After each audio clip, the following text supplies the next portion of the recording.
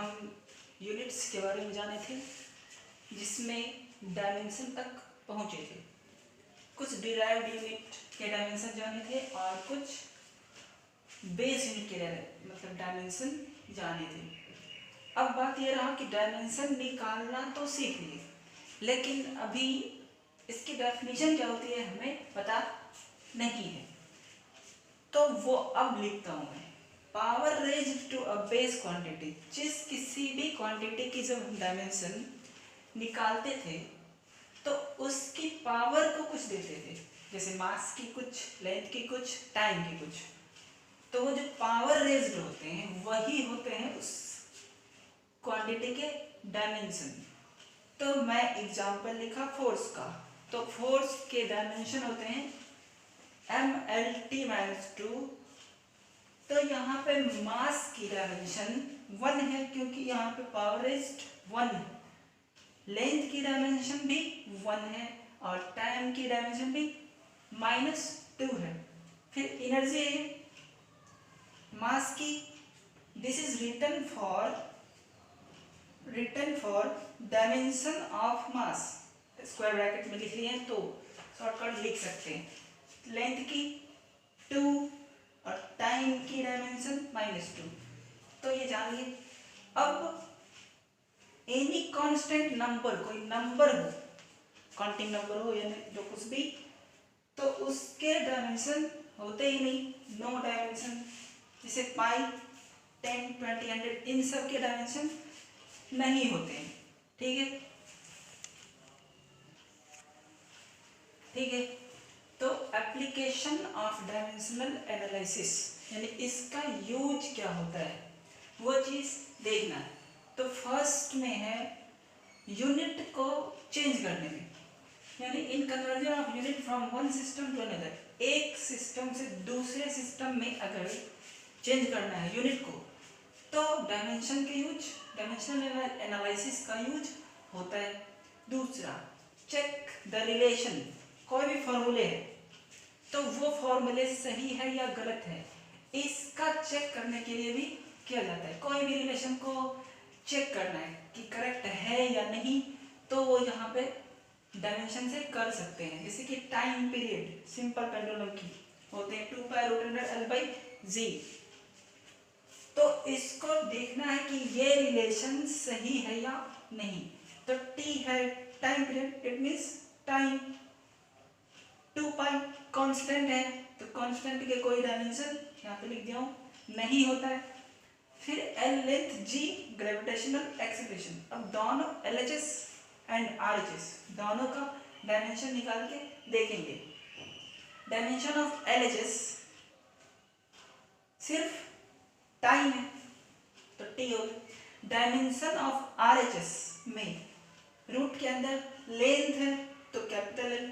G का होता है, यानी G मीन्स एक्सीलरेशन है, तो LT-2, L cancel out, this यानी T हो गई, इसकी भी T। तो LHS RHS दोनों साइड के डायमेंशन T ही हुआ, यानी टाइम का ही हुआ। तो इसका मतलब है कि ये सही है, 2π का कुछ भी नहीं होने वाला है। तो ये रिलेशन डायमेंशनली करेक्ट है। ठीक है, तो थर्ड में है to establish the relation among various physical quantity. कभी कभी होता है ना कि हमें इसके मदद से, डायमेंशनल एनालिसिस के हेल्प से हमें कोई फॉर्मूले ही बनाना हो, तो फॉर्मूले बनाना है तो वही है एस्टेब्लिश करना है रिलेशन को, यानी कि फॉर्मूले को बनाना है। इस बार फॉर्मूले को प्रूफ, यानी कि फॉर्मूले सही है या गलत है ये नहीं करना है, हमें फॉर्मूले बनाना है डायमेंशन की हेल्प से। तो उसमें एक एग्जांपल लेता हूँ, स्टोक्स लॉ, इसकी मदद से निकाले जा सकते हैं। तो Stokes law has been developed by using this principle, इसकी मदद से कर सकते हैं। तो स्टोक्स लॉ होता क्या पहले, तो ये सेज दैट विस्कस फोर्स को हम F से लिख रहे हैं, viscous force F is directly proportional. Radius of the sphere are sphere की रेडियस r के, velocity v of sphere and viscosity eta, viscosity eta, radius r, velocity v, ये तीन चीज। तो यहाँ पे force directly proportional eta r की, ये तीनों। Eta is viscosity of liquid, r radius of sphere what is dipped in liquid, जो कुछ भी हम लिक्विड में डुबाते हैं उसकी रेडियस, फिर वेलोसिटी, किस वेलोसिटी से वो बॉडी डिप होते जा रहे हैं, डूबते जा रहे हैं लिक्विड में। तो ये तीनों चीज, force directly proportional to eta r v. तो जब ये कांस्टेंट आते हैं, जब ये प्रोपोर्शनलिटी हटते हैं, तो ये कांस्टेंट आ गए दिस। अब हमें देखना है कि डायमेंशन के हेल्प से कैसे इस फॉर्मूले को बनाएं। तो अब करना क्या है, LHS और RHS दोनों साइड के हर क्वांटिटी का डायमेंशन को पुट करने हैं। इसका डायमेंशन नहीं होगा क्योंकि ये कांस्टेंट की जगह पे आए हैं, तो इसका डायमेंशन फोर्स का देना है। तो फोर्स के डायमेंशन हमें याद रखना है। फोर्स के डायमेंशन दे दिए, इसका देना नहीं। ईटा का डायमेंशन, अब ईटा का डायमेंशन होता है ML-1 T-1, ML-1 T-1। तो ईटा का डायमेंशन को हम पुट कर देते हैं। ईटा का डायमेंशन ML-1 T-1, इसका पावर x है तो x भी दे दिए। फिर radius, radius is basically only length, ये तो सिर्फ लेंथ है, तो इसकी हो गए सिर्फ L पावर y। वेलोसिटी का LT -1 Z सब दे दिए। अब इसमें भी मास है, बाकी जगह नहीं है, सारे MLT को एक जगह करने हैं, तो कर लेते हैं। MLT-2 m to the power only x,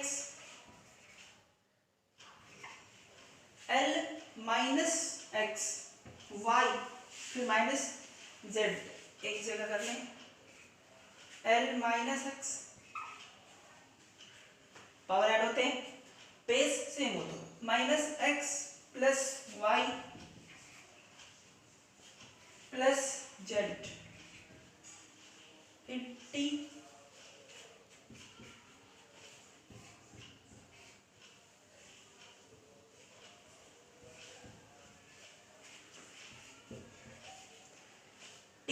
minus x minus z सब दे दिए। अब क्या करना है, इस साइड में जो m का डायमेंशन है उसको इक्वल करने हैं इस साइड के m के डायमेंशन से। तो x 1 हो गई, सीधा m का x, m का 1 1 1, सो फिर l का 1, तो l का इससे मल्टीप्लाई मतलब इक्वेट करना है, this equals this, so x equals 1 minus x plus y plus z, this equals l के जो एक्सपोनेंट है वो उस साइड वाले के l के इक्वल, तो ये 1 and third minus x minus Z, t का -2 हो जाएगा, माइनस x माइनस जेड, ये हो गया -2। After solving these equations, x equals y equals z 1, तीनों क्या हो जाएगा 1 हो जाएगा। तो हमारे फॉर्मूले, सो स्टोक्स लॉ होगा क्या,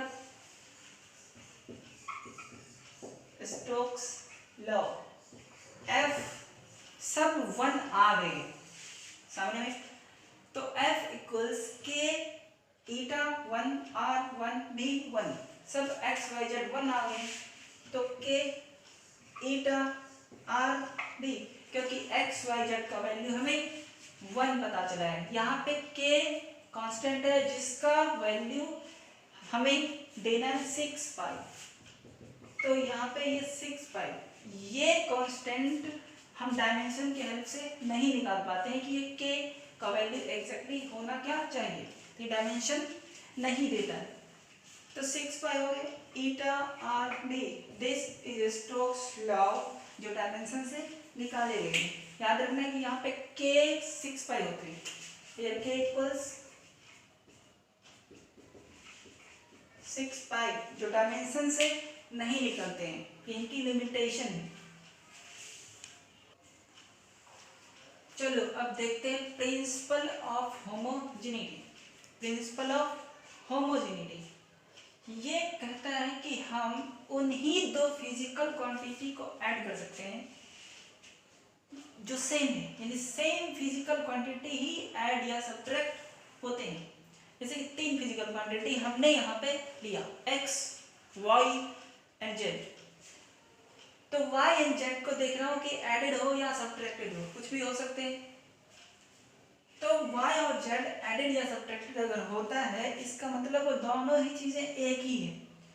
जैसे कि हमारे पास वाटर है एंड ऑयल है, तो ऑयल को ऑयल में डालेंगे या ऑयल से ऑयल निकालेंगे, वाटर को वाटर में डालेंगे या वाटर से वाटर निकालेंगे। तो जो सेम चीजें होती है उसमें डाले या निकाले जा सकते हैं। इसी तरह से ये y and z same physical quantity है और होना चाहिए। तो प्रिंसिपल ऑफ होमोजेनिटी कहती है कि यहाँ पे x, y, z तीनों का डायमेंशन सेम होगा। क्यों? तो when 2 or more physical quantities are added or subtracted, या तो ऐड हो या तो सब्ट्रैक्ट हो, then those have same dimension। इसीलिए y z के डायमेंशन सेम हो गए। फिर बात है कि LHS और RHS भी सेम ही तो होना चाहिए।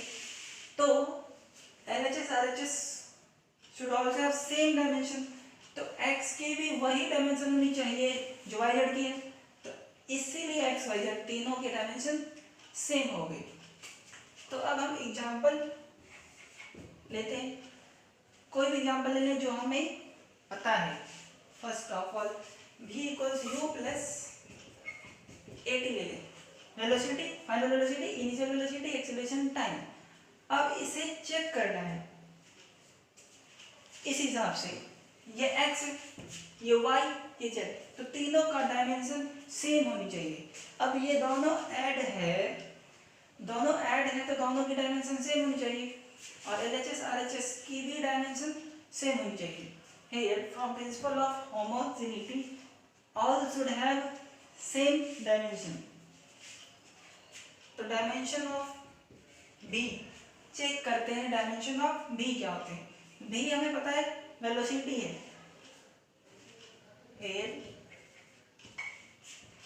B है velocity, final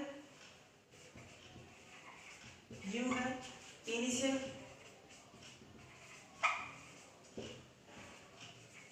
and A acceleration,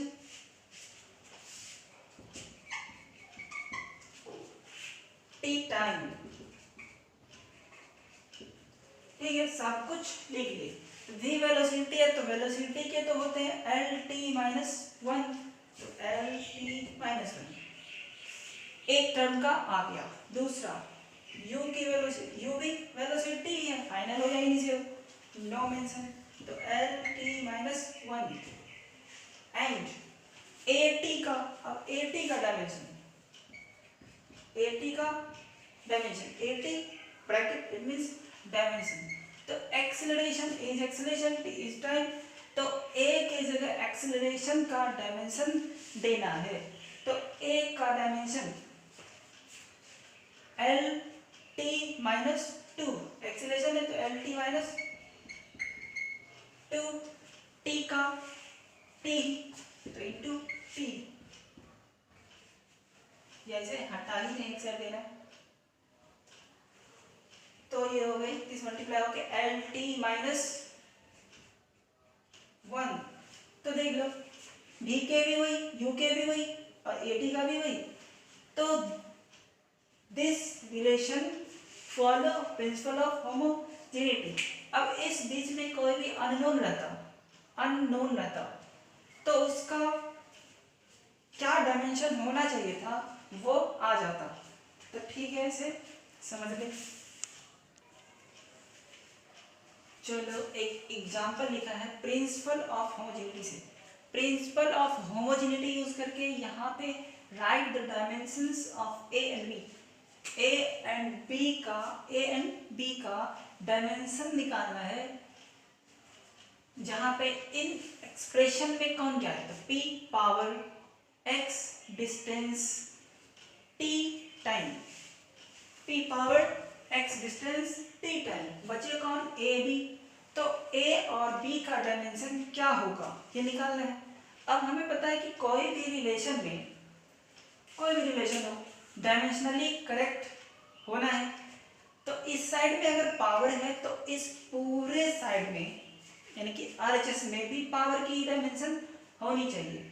लेकिन इससे पहले एक चीज देखने को मिलता है कि जब भी ऐड या सब्ट्रैक्शन हो दो फिजिकल क्वांटिटी में तो वो दोनों के डायमेंशन सेम होते हैं। तो इसके मदद से तो B का डायमेंशन पता चल जाएगा और फिर हम LHS RHS के डायमेंशन को सेम कर देंगे तो फिर A की भी पता चल जाएगी। तो यहाँ पे देखते हैं फ्रॉम प्रिंसिपल ऑफ होमोजेनिटी, जब भी ऐड या सब्ट्रैक्ट होते हैं दो फिजिकल क्वांटिटी तो उनके डायमेंशन सेम होते हैं। तो B और x स्क्वायर के डायमेंशन सेम होगा। Here dimension of B equals dimension of x square, dimension of x square। अब ये x क्या है, B क्या है, B तो पता नहीं है। तो dimension of B, x is distance, it means length, तो लेंथ है स्क्वायर है तो L, x डिस्टेंस का लेंथ का L, तो ये L स्क्वायर हो गए। आगे B का तो आ गया। अब बचा है तो LHS RHS का डायमेंशन सेम होना चाहिए। No dimension of P is power. अब पावर का हमें पता है कि पावर होता है एनर्जी बाय टाइम, तो एनर्जी का होता है mL2T-2, क्योंकि वो फोर्स इनटू डिस्प्लेसमेंट होते हैं पढ़े थे। तो इस तरीके से पावर के हो जाएंगे mL2T-3, नीचे से ऊपर जाएंगे। तो dimension of power should be equal to dimension of this all, dimension of b minus x square. अब ये दिमाग लगाना है कि ये b क्या, लेंथ का स्क्वायर, b भी वही होगी जो ये। तो हम क्यों ना यहाँ पे सिंपली L स्क्वायर ही ले लें, क्योंकि डायमेंशन में ऐड सब्ट्रैक्ट से तो कोई फर्क नहीं पड़ने वाले। तो वो हम पहले ही समझ गए कि वो लेंथ का स्क्वायर है, तो वो इनके लिए हम L स्क्वायर यूज करेंगे, क्योंकि इनकी डायमेंशन भी L स्क्वायर, इनके भी L स्क्वायर, तो माइनस होने पे भी L स्क्वायर ही होगी जितने बचे। A पता नहीं है तो A छोड़ देते हैं, A निकालना है, चलो भाई छोड़ दिया। T का टाइम है, T टाइम, तो टाइम के डायमेंशन T लेंगे, फिर इसको बंद कर देंगे। लेकिन पावर का भी तो डालना है। अब अगले स्टेप में हम पावर के डाल लेते हैं mL2T-3, L2 8T। चलो अब क्रॉस मल्टीप्लाई कर ले, ए इधर ये नीचे, तो A का L स्क्वायर गए, M नीचे आ जाएंगे, ऊपर कुछ नहीं बचे, 1/m L स्क्वायर गए T -3 इंटू T, M नीचे, ये दोनों कैंसिल ही हो गए, M नीचे आ गए, T आ गए। चलो ठीक, तो A का डायमेंशन हो गया m माइनस वन, ये दोनों माइनस टू हो गए, माइनस टू ऊपर जाके प्लस टू। इस तरीके से ए का dimension m minus one T two आ गई। अगर और स्टैंडर्ड में लिखे तो L0 भी लिख सकते हैं, you can also right m minus one L0 T2, क्योंकि L तो है ही नहीं। तो इस तरीके से A और B दोनों के डायमेंशन आ गए। चलो दूसरा एग्जांपल है हमारे पास, for n mole of gas. ये केमिस्ट्री की एक इक्वेशन है किसी गैस के n मोल के लिए, जिसका नाम है, इस इक्वेशन का नाम है वैंडरवाल इक्वेशन, जो है P minus a by v square, v minus p equals n r T.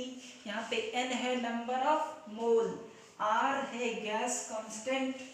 तो इन दोनों की तो डायमेंशन में कोई टेंशन नहीं है, क्योंकि ये दोनों ही कांस्टेंट है। T टेम्परेचर है, V वॉल्यूम है, ए बी का कोई पता नहीं है, क्योंकि वो दोनों तो निकालना है। P प्रेशर है, V वॉल्यूम है, सब कुछ पता चल गया। P pressure, V volume, T temperature. अब इसके मदद से हमें A और B का डायमेंशन निकालना है। अब देखते हैं कि जो चीज़ें ऐड या सब्ट्रैक्ट होते हैं, जो फिजिकल क्वांटिटीज, उनके डायमेंशन सेम होते हैं। तो है प्रेशर के dimension and A by v square के डायमेंशन सेम होगा, क्योंकि ये दोनों ही फिजिकल क्वांटिटीज ऐड हैं। और इस वाले टर्म में वॉल्यूम का और B का डायमेंशन सेम होगा। तो प्रेशर के dimension equals A by v square के डायमेंशन, V तो वॉल्यूम है तो वो आ जाएगी वॉल्यूम, L क्यूब होते हैं डायमेंशन। ठीक है, प्रेशर का देखते हैं। प्रेशर के क्या होते हैं, फोर्स बाय एरिया, फॉर्मूले। तो फोर्स का होता है ml t माइनस टू, और एरिया का L स्क्वायर। फोर्स का ml t minus two, area का L स्क्वायर। तो ये कितने हो गए, ml minus one t minus two. तो यहाँ से हम प्रेशर का डाल देते हैं। प्रेशर क्या हो गया, ml minus one T minus two, ml minus one T minus two. A का निकालना ही है, छोड़ देता हूँ। और V स्क्वायर वॉल्यूम है तो L क्यूब। अब चलते हैं, क्रॉस कर देते हैं ये। चलो, तो A का डायमेंशन हो गए m, नहीं कुछ तो वन दे भी सकते हैं, नहीं दे सकते। L माइनस वन मल्टीप्लाई, तो कितने हो जाएंगे, L टू हो जाएगा, ml2 t माइनस टू। तो ये हो गए। एक और चीज है देखना, v स्क्वायर भी था, v स्क्वायर यहाँ पे था, तो इसकी स्क्वायर भी करनी होगी। v का वैल्यू तो उसका स्क्वायर भी तो करना है। तो यहाँ पे l का सिर्फ टू नहीं होने वाले हैं, ये तो सिक्स हो गए, सिक्स हो गए। तो L माइनस वन और सिक्स, फाइव, ml फाइव हो गए, t माइनस टू। तो ये A का डायमेंशन आ गया। अब दूसरी साइड B है, तो V, but now dimension of V should be equal to B। तो V वॉल्यूम है, हाँ, तो B का डायमेंशन हो जाएगा L क्यूब। तो A के भी आ गए और B के भी आ गए, दोनों डायमेंशन आ गए। ठीक है, तो नोट कर लो। और इससे आगे के वीडियो हम अगले वीडियो में देखेंगे, जो L3 से होगा, थर्ड लेक्चर से। ठीक, चलो।